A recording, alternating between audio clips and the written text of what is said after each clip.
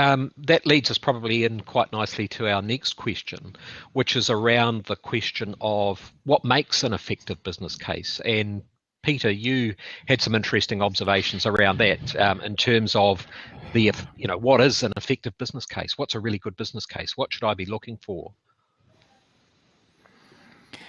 Well, I think a good business case is something that addresses a definite needs, not nice to haves or whims or the latest sort of I'm trying to think of a nice way of putting it. Thought from somebody in the executive team or whatever, but actually it has got solid and benefits that are able to be contested and put to the test and stand up. So I mean that's the compelling.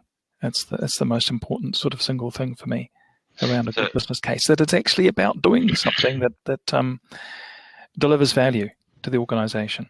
Yeah, and I guess that raises a really important question in terms of, when we're talking about delivery of value, what do we actually mean by that? Because we have tangible and intangible, financial and non-financial. What does that mean, and what should we be looking for in that effective business case? So on those, I'd add to those measures that yes, they need to be measured. I mean, in effect, we're talking about SMART objectives, aren't we? They've got to be.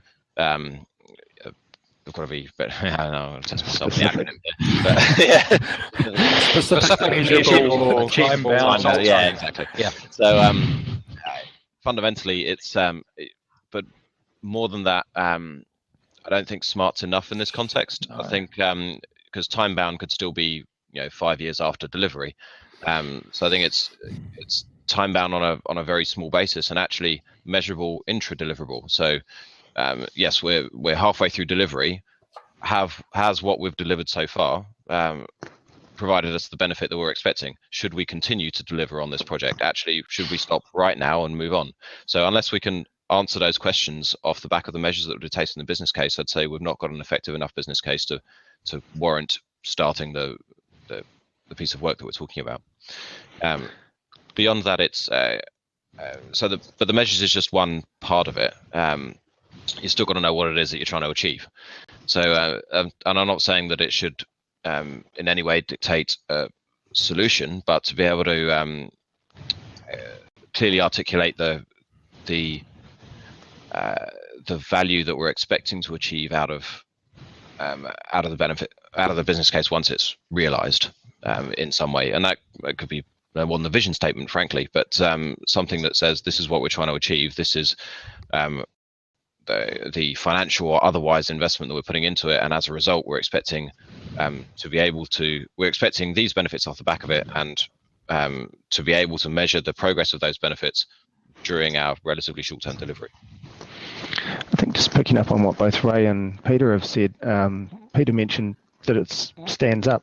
Effectively, I think the more contestable your process is for business cases, the better your business case is going to be. If it's genuinely seen as an organisation that can choose a number of options to invest some money, and this is at the time what they see as the best one, you're going to get a better result. And the document shouldn't, though, just be about, it's not a sales document to get the money and then you throw it away. It's a touchstone for the rest of what you're doing. From the business case, you'll continue to see if that investment of funds is still the best investment choice for your organisation. You'll be able to guide the people in delivery. If you have, picking up on Ray's point, you have to have traceability. And there's a number of models. There's impact mapping, there's intervention logic mapping, all things that basically track you from your project outputs through to your outcomes and capabilities that the organisation now has, and eventually to delivery of benefits. So if you don't have that, roadmap of when I produce this thing and it looks like this, then I know that I'm on the way to success for my business case. Your project's probably not be able to make the right choices. Well, I guess I was just going to say, I guess you raise a couple of interesting aspects there. One is looking at that whole question of whole of life, and quite often, as Ray alluded to before, some of the benefits are not realised until 6, 12, 18 months after, for example, a system goes in. And so when you're doing the business case, looking at that whole of life question, another little maxim that I have is that, there's always a price to be paid. It's just when you pay it.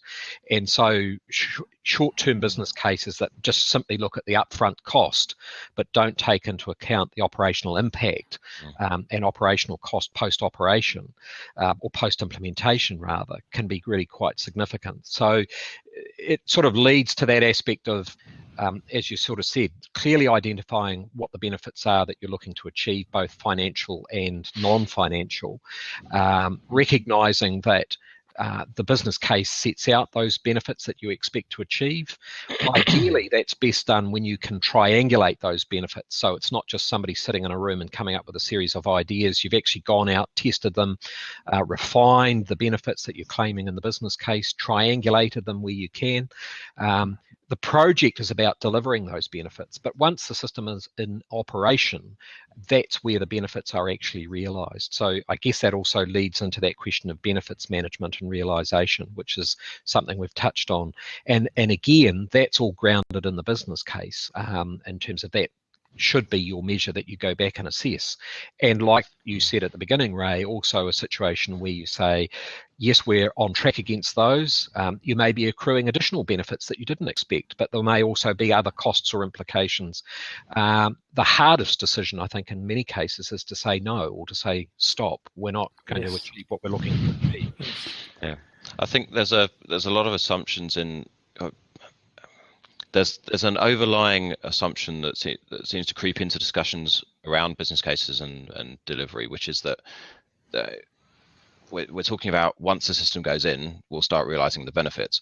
Well, that's assuming a delivery model where none of our customers, our users, see anything until we've finished all the delivery we're going to do. So in that scenario, yes, it's very difficult to measure. Well, obviously, there's no feedback loop until the completion of delivery for the entire business case, and at that point, it's very difficult to measure any benefits during that delivery period. So you've effectively sunk all your costs and then hoping for the best. So unless you can set up a delivery model that does allow you to get elements of allow you to realize elements of the benefits of those business cases earlier by adopting a phased delivery model or an iterative delivery model or any of those things allows you to use that feedback earlier, you're kind of setting yourself up to have that significant business risk.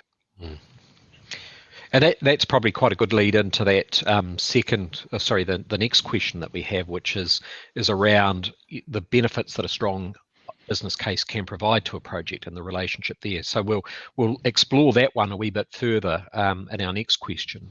But any other observations around what makes an effective business case, especially from your own experiences and observations and through the projects and assignments that you've been involved with? I'd add one thing to that is short. Because we're talking about all the things we want in a business case, but this just multiplies things out and makes things very large. Actually, in reality, if we're talking about business cases that we want to talk about, chunking business cases down into smaller things, we want to be able to address benefits more quickly. We want to be able to react to a changing business environment. Then actually having to produce a 100-page business document every time business case every single time we want to deliver anything very much slows down our ability to respond to those changes into that market. So yes, get all of these things in, but in a way that we can do it quickly and effectively discuss it. And that might not be a traditional business case document. There might be other forms. I don't know. And actually, I've only personally produced business cases as documents, so I don't have an answer to this. But I'd like to think there are other ways that we could better communicate within an organization the formulation and changing of those business cases. I guess that raises an interesting point in the sense that in many cases, it's about fitting the culture and characteristics of the organisation. And just because you've got a template doesn't mean to say that you need to fill in every box on it. You need to be mindful about... A business case is a good example of that. Yeah, and you need to be mindful about what drives a particular organisation. I know, say, for example, in the 80s, I was working with one organisation where at that particular point in time, a lot of the business cases were predicated on headcount reduction, where most of the savings were going to occur. For others, as we talked about before, it quite often is purely a numeric around return on investment. Is this the best way, as Peter said earlier, to spend this money, as distinct from putting it in the bank? Am I going to generate the kind of return? For others, particularly if they're in a customer service organisation, it may be around customer satisfaction, customer engagement, and those all speak to some of the different measures. I just wondered, Carl and Peter, if you got any other observations as well on this question? I think something that BBC and other frameworks like that set up is a proper examination of alternatives. Quite often if a business case, traditionally it's a sales document, then you've pretty much got an idea of what you want to do, and you shape the business case to sell that vision. But really it should be an honest exploration of, is the problem so big that we have to do anything at all? And if it is, then what are our choices? And applying some objective set of criteria, which one is the best of those? I think that's something that in the past has been quite weak in business cases, but is getting a lot better. The other thing I'd say, and might seem like I'm contradicting my earlier point, but it's important that a business case doesn't overly constrain the delivery. So it's got to be succinct enough so that you know the general direction you want to go in and how you know when you're heading there, but it shouldn't be so detailed and so trying to predict the future that actually you create a real mess for the people who have to deliver the project. Yeah, in other words, have some level of trust for the project team and the project manager. That's great. Thank you for that. Just one more thing, just to reiterate around Carl's mentioning of options analysis and assessment of those options. I just couldn't agree more. But in a funny way, that serves to emphasise the importance of the business needs, the drivers, because it's those well articulated that actually serve to differentiate between the various options. So for me, finding that set of compelling needs and the related benefits is crucial.